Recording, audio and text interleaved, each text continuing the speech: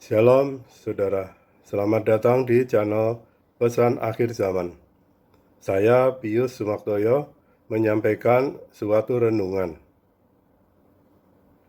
Orang Kristen atau Katolik yang percaya reinkarnasi bisa terjebak dalam kebimbangan perihal imannya akan kebangkitan badan.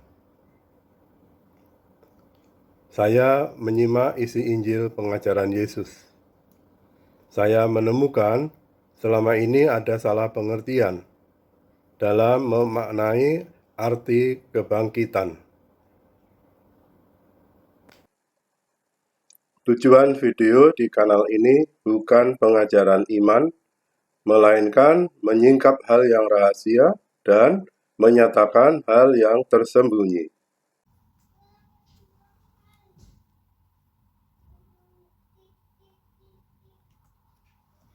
Bagi agama Kristen atau Katolik, reinkarnasi adalah ajaran yang bertentangan dengan iman akan kebangkitan badan. Kalau ada reinkarnasi, badan mana yang akan dibangkitkan?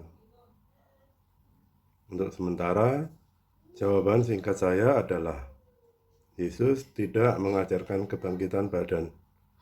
Janji Yesus adalah tentang kebangkitan orang mati.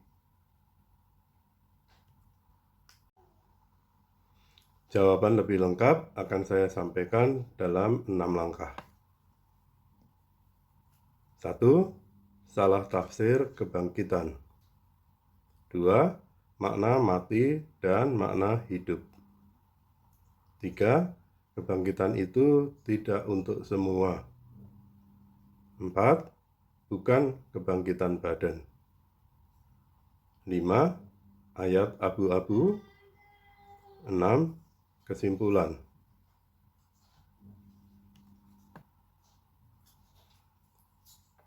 Pertama, salah tafsir kebangkitan.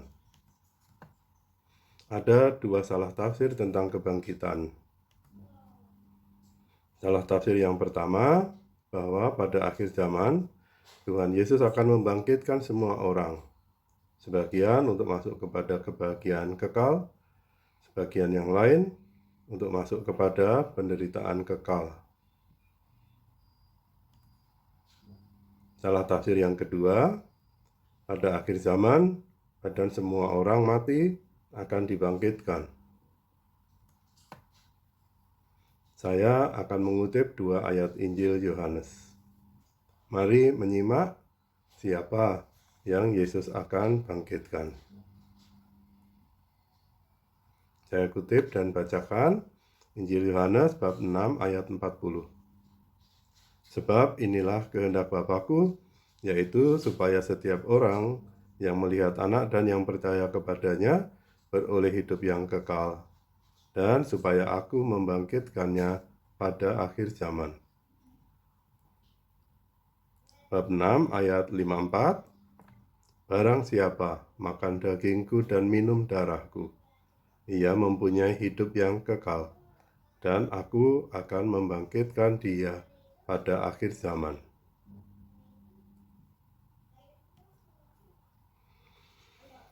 Siapa yang akan Yesus bangkitkan pada akhir zaman? Yesus akan membangkitkan para orang percaya. Satu yang jelas, Yesus tidak berjanji akan membangkitkan semua orang. Itu menjelaskan salah tafsir yang pertama. Di dalam Injil tercatat Yesus akan membangkitkan orang mati. Namun tidak ada ayat yang mencatat Yesus berjanji akan membangkitkan badan. Apa bedanya membangkitkan badan dengan membangkitkan orang mati? Saya akan membahas lebih detail tentang itu nanti. Mungkin ada yang bertanya, Yesus membangkitkan badan Lazarus yang sudah 4 hari di dalam kubur. Tidakkah itu menjadi contoh atau bukti bahwa Yesus berkuasa membangkitkan badan orang mati? Benar, Yesus mempunyai kuasa membangkitkan orang mati. Tetapi, baik juga kalau kita bertanya, setelah dibangkitkan, apakah Lazarus tidak mati lagi? Apakah pada waktu kebangkitan nanti, Lazarus akan perlu dibangkitkan lagi? Tidak ada ayat pendukung untuk menjawab dua pertanyaan tersebut. Kita lanjutkan dengan mendalami Injil tentang apa arti mati dan apa arti hidup.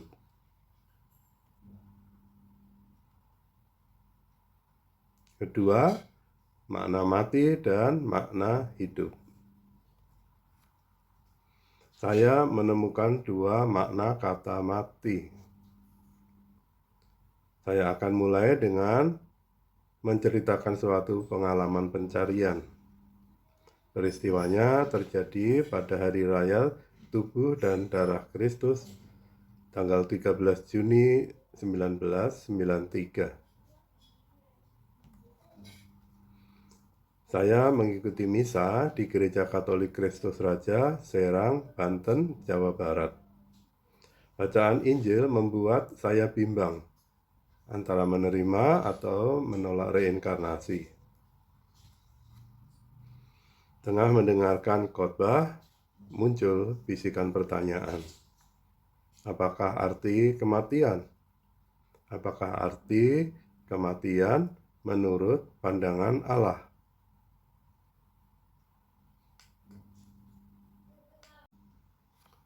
Detik yang sama, semua menjadi jelas. Mati dalam konteks rohani adalah keadaan ketika orang jauh atau menjauh dari Tuhan. Di sisi lain, hidup adalah keadaan ketika orang berada dekat dengan Tuhan. Bukan karena merasa dekat, tetapi karena menjadi seperti yang Tuhan kehendaki.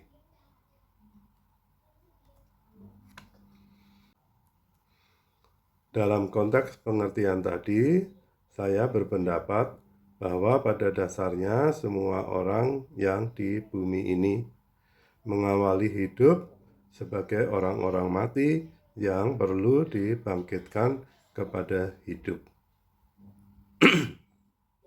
Saya ulangi, dalam konteks pengertian tadi, saya berpendapat bahwa pada dasarnya semua orang yang di bumi ini mengawali hidup sebagai orang-orang mati yang perlu dibangkitkan kepada hidup. Referensi Injilnya ada di Injil Yohanes bab 3 ayat 18. Tetapi kita belum akan membahasnya. Untuk sekarang, saya kutip dan bacakan Injil Matius bab 8 ayat 21 sampai 22. Seorang lain, yaitu salah seorang muridnya, berkata kepadanya, "Tuhan, izinkanlah aku pergi dahulu menguburkan ayahku." Ayat 22, tetapi Yesus berkata kepadanya, "Ikutlah aku. Dan biarlah orang-orang mati menguburkan orang-orang mati mereka." Mendalami ayat tersebut, tidak anehkah bahwa orang-orang mati menguburkan orang-orang mati mereka? Jawabannya tergantung pada bagaimana kita memaknainya. Orang-orang mati yang disebut pertama adalah mereka yang masih terikat erat dengan hal-hal duniawi dan belum punya kesadaran hidup di dalam Tuhan. Mereka ini merasa diri sebagai orang hidup, tetapi bagi Tuhan mereka adalah orang-orang mati. Orang-orang mati yang kedua adalah badan yang sudah ditinggal oleh jiwanya. Mereka ini adalah orang yang mati dalam pengertian duniawi. Demikianlah Injil Matius bab 8 ayat 21 dan 22 mengajar kita memahami salah satu arti kata mati. Sekarang saya kutip ayat-ayat lain. Injil Lukas bab 15 ayat 11 sampai dengan 32, perumpamaan tentang anak yang hilang. Agar tidak terlalu panjang, saya ringkas perikop itu. Seorang bapak mempunyai dua anak, si sulung dan si bungsu. Si bungsu meminta hak warisnya, kemudian ia pergi berfoya-foya, hingga jatuh miskin, bahkan harus makan makanan babi. Dalam sengsaranya, ia tersadar. Kemudian ia mengambil keputusan pulang ke rumah bapaknya dengan tujuan sekedar untuk menjadi pelayan. Karena ia tahu di rumah bapaknya para pelayan pun tidak berkekurangan. Lebih dari yang ia angankan. Sang bapa menyambut dia sebagai anak yang dirindukan kepulangannya. Saya kutip dan bacakan Injil Lukas bab 15 ayat 32. Kita patut bersukacita dan bergembira karena adikmu telah mati dan menjadi hidup kembali. Ia telah hilang dan didapat kembali. Mari perhatikan, Yesus menggunakan kata telah mati untuk anak yang pergi meninggalkan Bapa, dan Yesus menggunakan kata menjadi hidup kembali untuk anak yang tersadar dan memutuskan pulang ke rumah Bapaknya. Menggunakan analogi itu, kita adalah anak-anak yang mati karena jauh dari rumah Bapa. Kita ditunggu untuk sadar, bangkit dari mati, dan kemudian pulang ke rumah Bapa.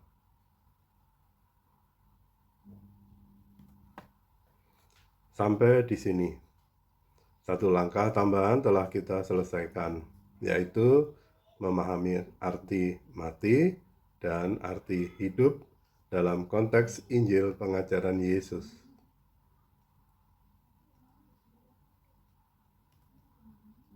Sekarang, mari melangkah lanjut dan menyimak siapa yang Yesus akan bangkitkan.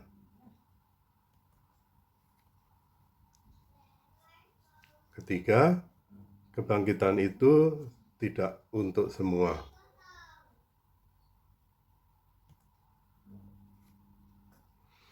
Walau tidak akan segera membahasnya, saya ingin mengajak kita membedakan antara bangkit dan membangkitkan. Pembedaan itu perlu karena ada ayat tentang orang yang akan bangkit, meski Yesus tidak membangkitkan mereka. Singkatnya, Yesus tidak berjanji akan membangkitkan semua orang mati, melainkan Yesus akan membangkitkan para orang percaya. Pembangkitan itu akan terjadi secara selektif. Ada di dalam Injil Lukas dan Injil Markus. Saya kutip dan bacakan Injil Lukas bab 20 ayat 35. Tetapi mereka yang dianggap layak untuk mendapat bagian dalam dunia yang lain itu dan dalam kebangkitan dari antara orang mati tidak kawin dan tidak dikawinkan. Injil Markus bab 12 ayat 35. Sebab apabila orang bangkit dari antara orang mati, orang tidak kawin dan tidak dikawinkan, melainkan hidup seperti malaikat di surga. Mari perhatikan persis kata-kata yang digunakan. Utamanya perhatikan kata dari antara, yang menunjukkan bahwa halnya tidak berlaku untuk semua. Di dalam Injil Lukas dan dalam kebangkitan dari antara orang mati. Di dalam Injil Markus, apabila orang bangkit dari antara orang mati.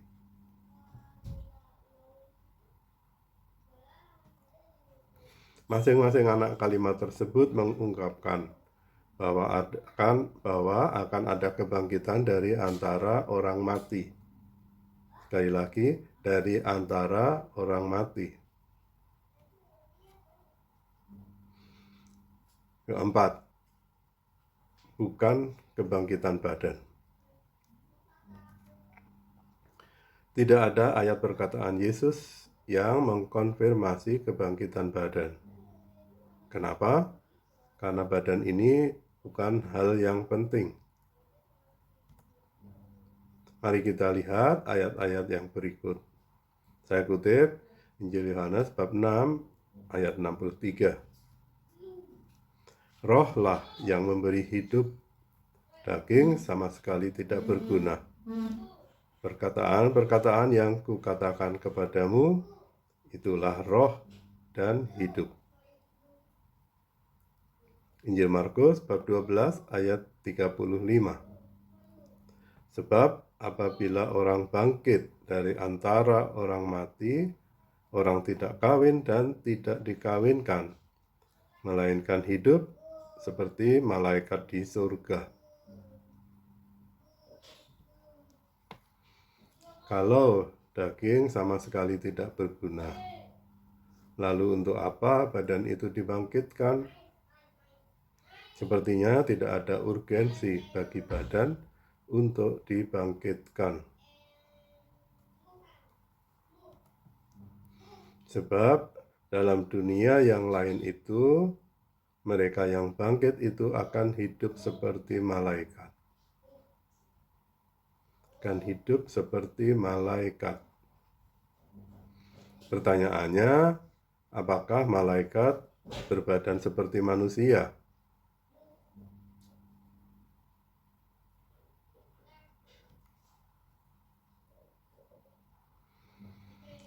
5. Ayat abu-abu.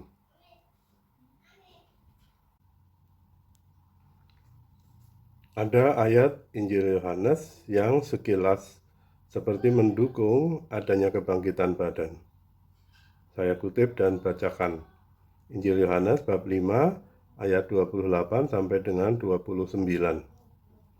Janganlah kamu heran akan hal itu, sebab saatnya akan tiba bahwa semua orang yang di dalam kuburan akan mendengar suaranya. Dan mereka yang telah berbuat baik akan keluar dan bangkit untuk hidup yang kekal. Tetapi mereka yang telah berbuat jahat akan bangkit untuk dihukum. Mari membahasnya. Apakah semua orang yang di dalam kuburan itu harus diartikan sebagai semua badan yang terbaring di dalam kubur?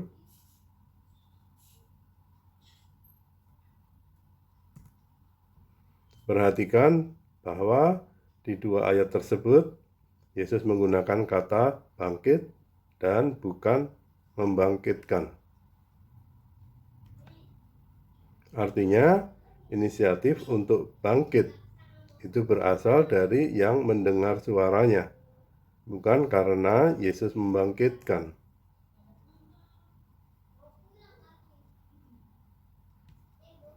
Bertentangan dengan Injil Yohanes bab 6 ayat 63 yang mencatat bahwa daging sama sekali tidak berguna. Yohanes bab 5 ayat 28 seolah mencatat bahwa badan mempunyai guna. Sebab badan yang terbaring di dalam kubur akan suatu ketika bisa mendengar suaranya. Apa saya telah salah menafsirkan? Tidak. Saya juga tidak ingin ada orang yang keliru membenarkan iman akan kebangkitan badan dengan mengutip Injil Yohanes bab 5 ayat 28.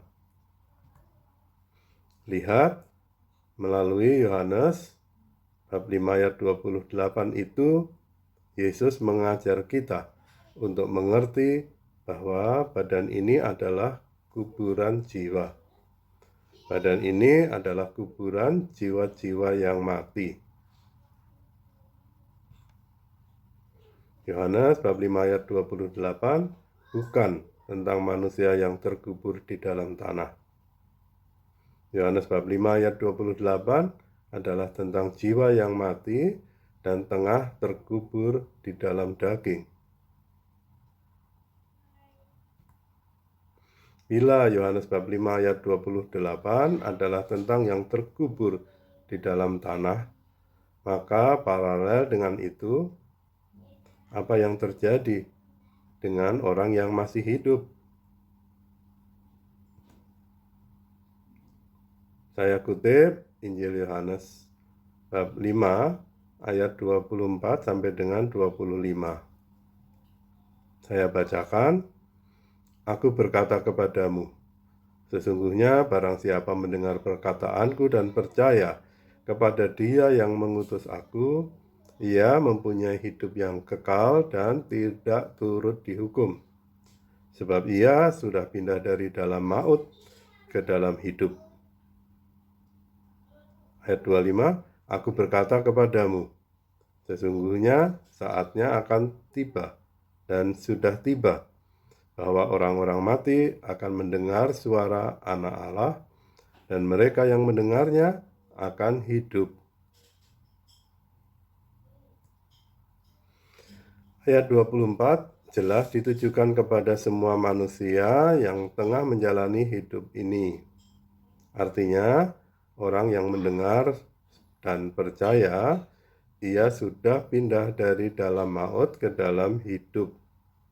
Ia sudah bangkit dan tidak harus menunggu kebangkitan badan pada akhir zaman. Perhatikan ayat 25, saatnya akan tiba dan sudah tiba.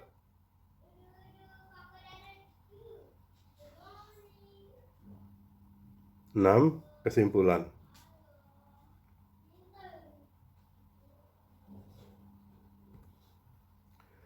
Yesus tidak menjanjikan kebangkitan badan. Yesus menjanjikan kebangkitan orang mati. Dalam arti, kebangkitan jiwa yang mati menjadi jiwa yang hidup. Selama ini, mati dan hidup telah dimaknai dalam konteks badani. Kita ditunggu untuk memaknai mati, hidup, bangkit, dan kebangkitan dalam konteks jiwa. Ketika mati adalah tentang jiwa yang dalam keadaan pergi atau keadaan jauh dari Tuhan, sedangkan hidup adalah keadaan dekat dengan Tuhan, maka kebangkitan adalah peralihan dari jiwa yang mati kepada jiwa yang hidup. Saya ulang, kebangkitan adalah peralihan dari jiwa yang mati kepada jiwa yang hidup. Ketika bukan badan, melainkan kesadaran jiwa yang akan bangkit atau dibangkitkan, maka sesungguhnya kita tidak boleh menghakimi reinkarnasi sebagai pengajaran yang bertentangan dengan iman kepada pengajaran Yesus Kristus. Menunjuk kepada Injil Yohanes bab 3 ayat 18 dan bab 5 ayat 24, di satu sisi reinkarnasi merupakan bentuk hukuman. Di sisi lain, menurut Injil Yohanes bab 3 ayat 3 dan bab 3 ayat 5, reinkarnasi merupakan kesempatan bagi jiwa untuk menemukan penyelamatnya. Kenapa Yesus menunggu akhir zaman untuk Dia membangkitkan?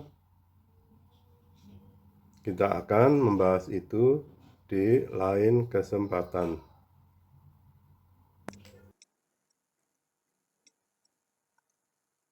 Terima kasih atas kunjungan Anda. Sampai jumpa di video-video lanjutan di kanal ini. Tuhan Yesus memberkati kita semua. Amin.